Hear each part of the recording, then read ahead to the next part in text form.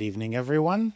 Um, as I, from time to time, I occasionally teach at TMU, and what I tell the students of the course is that what I'm telling you, you will not get much more knowledgeable. There's a lot of more knowledgeable people than I am, but what I will be able to do is to show you in which directions to look into, and which thoughts to explore, and how to not navigate through things to kind of become a 5 minute specialist in something useful. Um, when it comes to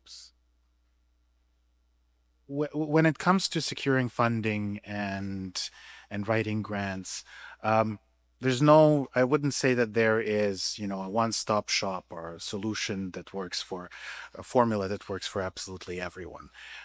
Something to consider is that each foundation is different. Each organization that's giving grants is different, and understanding what the priorities are and what of each organization and what their ultimate mission is very important when applying with a specific project.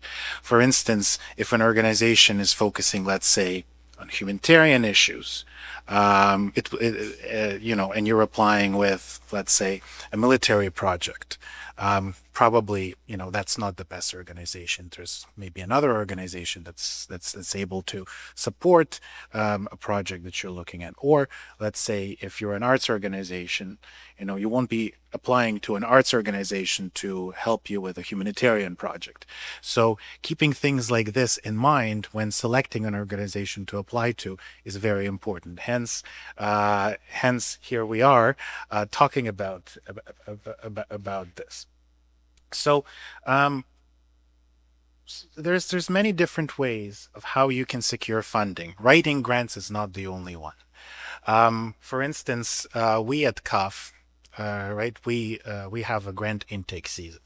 So right now, until April 30th, you can come to us with a project, apply for it. It'll get evaluated by our committees and our board members, some of which are here, and then decisions being made whether you know or your project receives the funding. The only thing is that we have to get our funds somewhere. So we as a foundation, we raise funds through different avenues. So we in other organizations, for instance, there's capital campaigns, there's targeted campaigns, which is what we are pivoting to right now. So you've probably seen that we've done winterization campaign in the fall, we've done power and electrification campaign during the winter time, then we did mental health campaign in the spring. So we're trying to focus attention of our donors that who end up being everyday Canadians, and including people in this room. We're trying to focus attention towards specific issues that are currently arising. We also apply ourselves for grants from time to time for specific programs that we do. There's also corporate sponsorships. For instance, I think Taras and his team have been successful in this because fundraising for this event through corporate sponsorships. Um, there's also membership fees. So CUF, we have member organizations, for instance, that contribute. Also, sales of goods and services. So, for instance, I think there's many different organizations that offer goods and services. I think, off the top of my head, for instance, St. Javelin sells a really great product, and that's what's making them so successful and so inspiring. Um, Also, in-kind donations. Quite often, you may be approached. Someone may approach you and say, we have, I don't know, pallets and pallets of wound treatment solution. For instance, we had Biomic out of Kitchener that donated us a wound treatment solution last fall, and it has been used in Ukraine. So we didn't have to pay for it. It was donated to us. We delivered it, and it has made a difference on the ground. So there's many different ways of how you can fundraise. Once again, grant is not the only option. There's many different avenues of how you can go. Grant is one of, and that's usually an avenue that everyone, I wouldn't say defaults to, but that's the most obvious one, especially if you're an organization trying to start up a project, or you're an individual trying to start up a project. But there's many other ways, and quite often from time to time we do partner with other organizations to tackle some of the activities here. So one important thing when you are looking to start a project is to try to develop meaningful and impactful relationships with others. Quite often, these others can be a little bit more knowledgeable than you, or they are able to address an avenue that you're not too experienced in. And identifying these partners and identifying these meaningful and impactful relationships that you're allowed to plug into impacts your some of your fundraising activities. So some of the funding sources that, building up from the previous slide, supporters and partners. So mobilizing the community around the project that you are trying to implement. There's also individual and corporate donors. You can also do fundraising events. So quite often, I think we see this quite often. We see these events happening everywhere, where people are being invited, and funds are being directed to all the good causes. And by the way, community-based events organized by donors are also play a significant role in CUF's, for instance, revenue generation. And I want to take this moment to thank everyone who has organized an event and fundraised for CUF and donated to CUF, because without this support, we wouldn't be able to do the work that we currently do and support the meaningful projects that really make a difference on the ground in Ukraine and some here in Canada. Sponsorships again. Now it's as a funding source. It's a very interesting one, because it's kind of like a good and it can be considered a goods and service. I mean, it's I think we're going to jump into that a little bit with CRA discussions, but when you have a really great product or a really great event, there may be organizations that would love to have their logo associated next to it. Let's say you're endorsed by a star or recognizable face, and you're able to sell placement to it.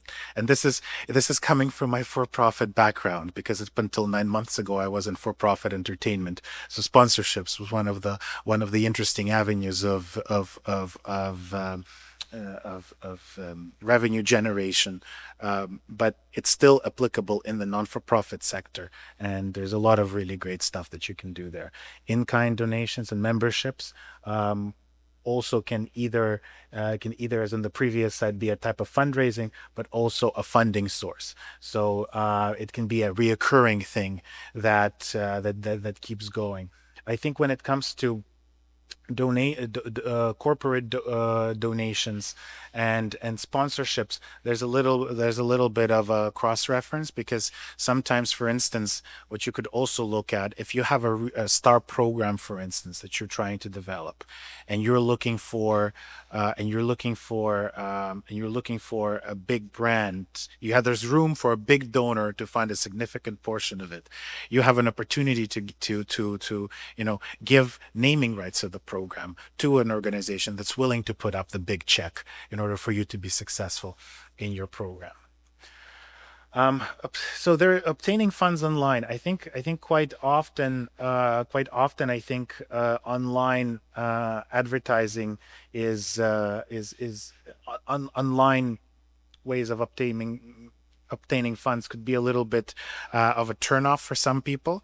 But I think if you start presenting things online correctly and making it appealing and making it easy for people to donate, I think will be very, very successful. For instance, one example that I can give right now is that if you're making it difficult for your donors to donate online, you'll get less donations. The easier you make it for a donor to make a donation to you, the more donations you'll be getting. And I have to acknowledge that something that we're also working on at CUF is figuring out what is the most optimal donor journey for you, for your donors online.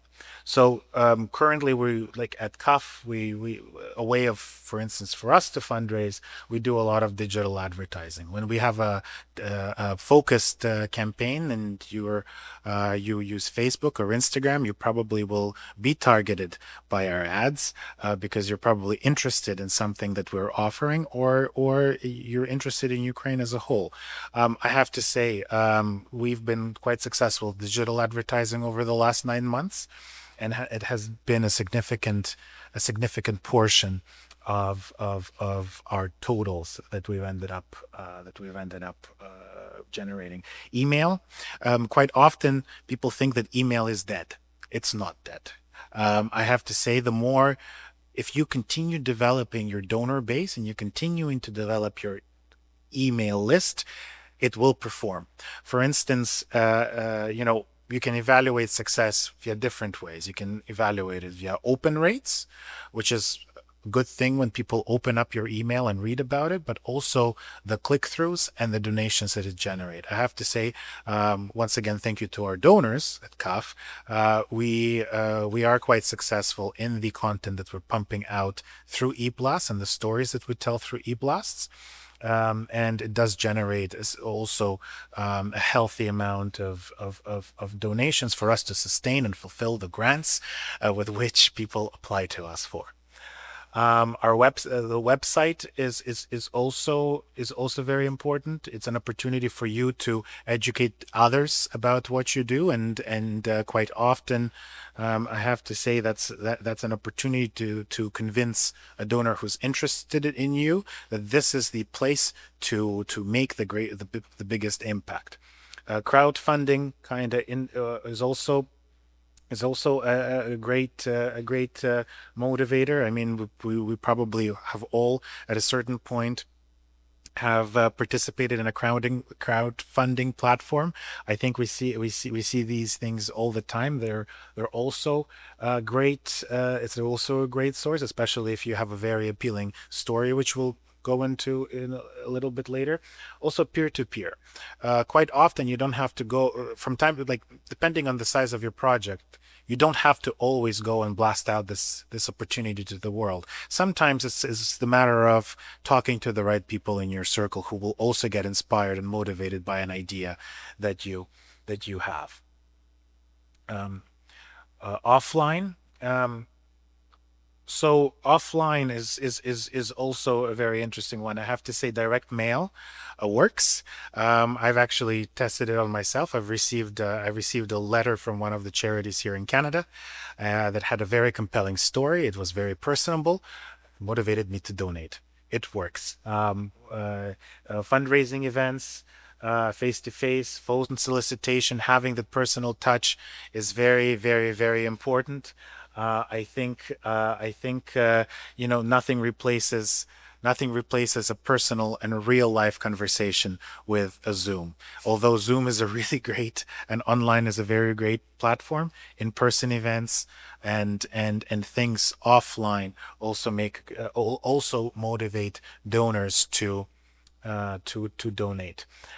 Out of home advertising, I think it's a great platform because that's an opportunity for you to continue the work you're doing online and follow your donors, or to follow your donors and to remind them that, okay, if you didn't donate online, by the way, we're still around. So currently, we at CUF, we explore avenues like television, radio. We also from time to time utilize out of home on public transit, and whenever these methods are being utilized, we see an impact when we're tracking donations. We do see an impact um, on the revenues that we are raising for to fund projects that apply to us for grants. So, requesting funding, one important thing is you have to make your story compelling. You have to inspire people. You have to you have to have a call to action, and that call to action has to tie into why why your donation will make a difference. Quite often, we either identify a problem when we're telling a story, and we're identifying a solution, and how this solution has real impact on real individuals, and it's not just the global solution that doesn't have that human touch. Also, quite often, what's really important is to focus on the donor himself. I mean, donor has to feel the satisfaction from donating to you, and has to feel the results. And see the results that their donation makes. So, focusing on the interests of the donor is also very, very important. So when it comes to grants, quite often I have to say it's this is actually one of the easiest parts. From time to time, we do get emails that come in just one sentence: "We need money," but that you don't talk about what it's for. So that's why we have a whole entire process, and we have a grant intake process. There's a form. So and when you submit a grant or you write a letter to a charity or an organization to request them for funds, don't forget to mention who you are. Don't forget to mention what type of an organization you are, in addition to your name. Give a sense of the size of your organization. If you are, if you are a big organization or a small one, give an impression of what your capacity is. Focus on try to also explain what is your main focus of work and what you're trying to achieve with the funding that you're raising, how long you've been in operations. And then if all the first points are satisfied, and you convince your donor, that's when the banking information comes in and we cut you a check. Quite often, I think that's one of the most rewarding moments after doing all of these things, is sending someone the banking information so that you get the funding you need to do the project. Donor base. So when you were talking about donor bases, so at CUF, we are delivering programs on behalf of Canadians. Our donor base is Canada wide. And usually, the way that our donor bases are splitting up, for example, our first time donors. When we doing campaigns, we evaluate whether a donor is a first time donor or it's a returning donor. So, first time donor has never donated to you before, returning donor donated to you 2 years ago, a year ago, and it's important to keep both of these groups in play all the time. Recurring monthly donors, that's one of the that's probably the cushion and the base that you have to pay a very special attention to, because these are the donors that will come back month after month after month to support what you're doing. So donor appreciation. Right now, for we at CUF are trying to connect with donors in person. We're trying to do events from time to time where we invite our donors, and that's an opportunity for us to say thank you. It's also very important to continue that dialogue going with your donor. And it all starts simply. It can be just an email, such as, with a simple greeting. You also, when you send your banking information, you receive a check. Always thank the donor that has sent you the check to do the thing that you need to do. And I have to say, also, it's very important to highlight where the donation will be put to work and exactly where in your project it'll be allocated, and give an opportunity to grow. Say, okay, so you've given me $100, but next time, if you give me another $100, here's the next thing that's going to happen. Or if you give me 200, there's more beautiful stuff that we can do. And always remember to share the results. At the end of the day, the biggest convincer, so to say, and the inspiration for the donors is to see the impact that they make. That you change someone's life. You've solved a systematic problem. Let's say you've ended up sending relief that has helped people get through a cold season. It's always important to share the impact, and that's something that you will be proud as an applicant, or as an organization, and is also going to make your donor proud that they've donated to you. And that's the end of my presentation. Any questions?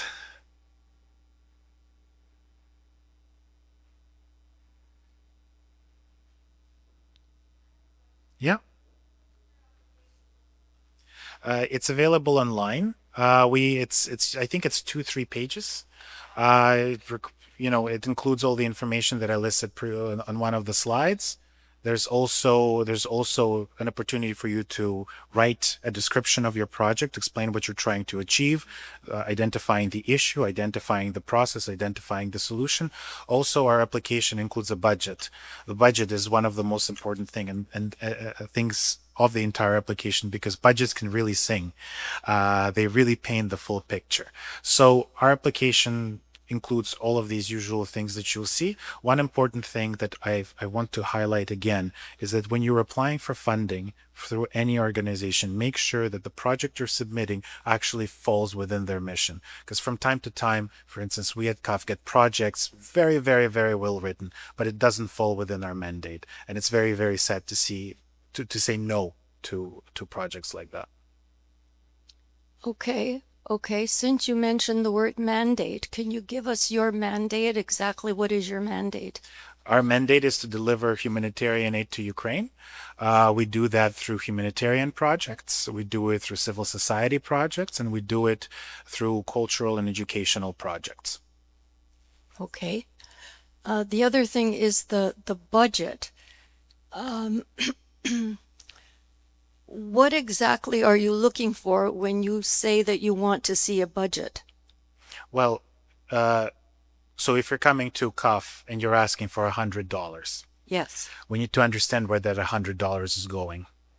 So the when you're submitting your budget, we're asking for a detailed budget. For instance, how much are you going to spend on X, on Y, and Z, so that we're also able to track once we're seeing reports, because report is also an important part of a grant process, so that we're able to track results through your report versus your application. We're able to understand where the money has went and what impact it ended up doing. Thank you very much. Can I ask a question? Sorry? Yep. Is you would like to know more what it is? So in-kind donations come in various forms and sizes. It can be a physical donation, it can be an in-kind service. For instance, someone has, I don't know, 100 cars sitting at a warehouse and they want to get rid of those vehicles. Or they have an option either to get rid of these vehicles or put them to use because they're in fine condition. So you as an organization would say, okay, we can take all of this, we'll ship it and we'll put it to use somewhere else. So you're not purchasing it, you're being gifted that product and you're putting it to use where it's needed the most. For instance, a service. For instance, you have a container full of medicines. You have a container full of clothes, and you need to get it to Ukraine. You can approach, let's say, a company that can ship all of that to you, or an airline that can ship it all across the seas, and try to negotiate that they'll do it for you for free. So that service is going to be in kind. Income tax receipt, so that becomes a little bit more complicated. I think it's probably better for CRA to answer that because there's a lot of nuances that you have to take into consider when you get a tax receipt for when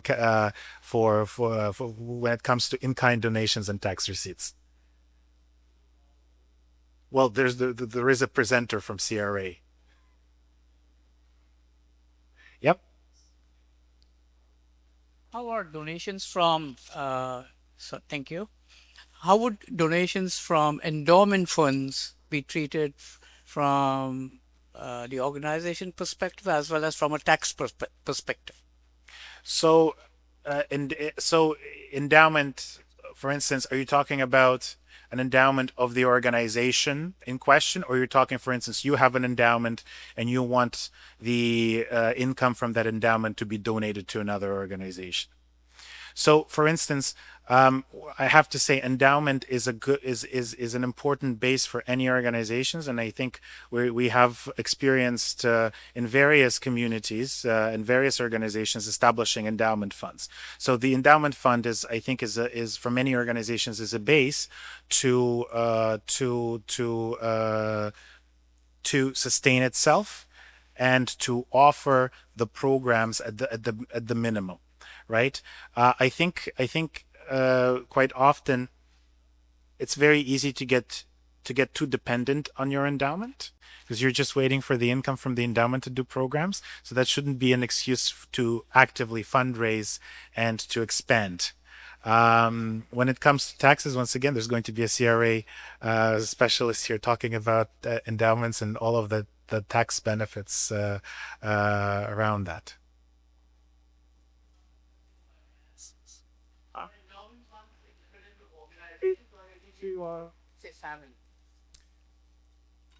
So there are ways of setting up, let's say, an endowment fund with an organization. There's a whole entire process you can go through, such as setting up a purpose for your endowment and stuff like that. For instance, we at CUF have an endowment policy. If you want to come to us and establish an endowment with us, we take you through the process. Then once again, there are, depending on the type of the endowment that you set up, there are benefits, the tax receipt processes and whatnot that you go through. Yeah.